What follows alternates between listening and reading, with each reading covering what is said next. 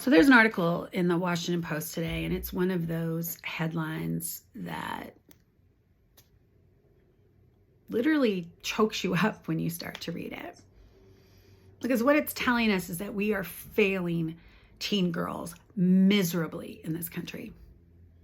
In 2021, according to the CDC report, 1 in 3 reported serious consideration of suicide. That's up 60% from 10 years ago. Almost 15% of teen girls said that they had been raped.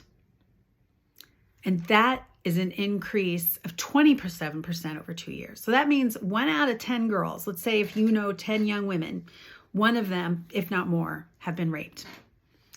And this trauma, this sexual trauma, is leading to an increase in depression, anxiety, PTSD, and suicidal symptoms. And this trauma will permeate every aspect of their lives, from their physical health to obviously their emotional health. And that is heartbreaking to me.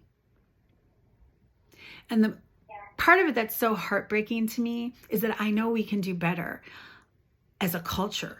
Like, I really, truly believe we can do better, but we have to understand how precious young people and young women particularly are.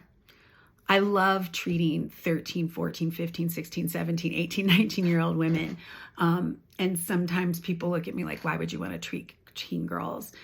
Well, it's a beautiful population to treat because they are so hungry for information and facts and guidance. And they listen. They listen to me because I'm not their mom. You know, things that I talk to my patients about, that I would have talked to my 15-year-old daughter when she was 15 about, my daughter would have looked at me like I was, leave me alone, mom. But with a patient, the dynamic is different. So what can we do?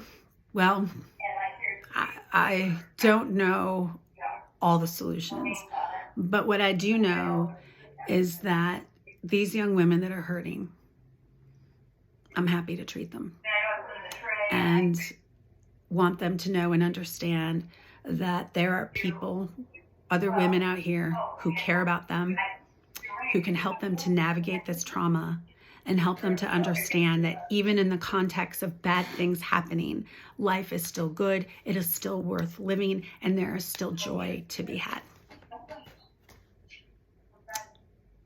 So think about it. Think about what you can do in your little patch of grass to help these young women, because they are hurting deeply. And I believe particularly mental health clinicians and nurses, we have a role in helping to solve this. And the solutions are longer than I have for this video. But at the end of the day, what I want young women to know is that there are people that are here for them.